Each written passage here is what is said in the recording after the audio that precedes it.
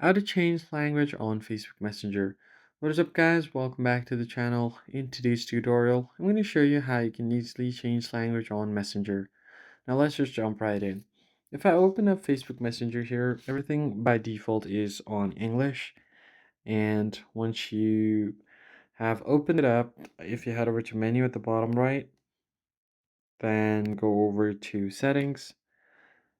I'm not able to change language from here because Messenger does not allow to directly change language from inside the app. So what you're going to have to do instead is change language from your phone settings. Open it up on settings menu.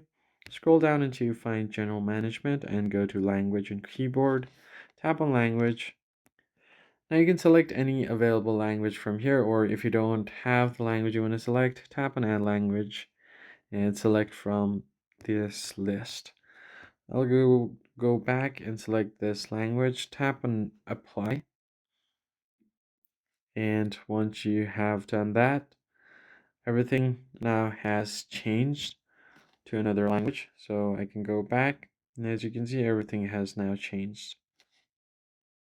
Now if I go ahead and open up Messenger app here, everything should now appear in a different language. As you can see, everything now has changed to a different language.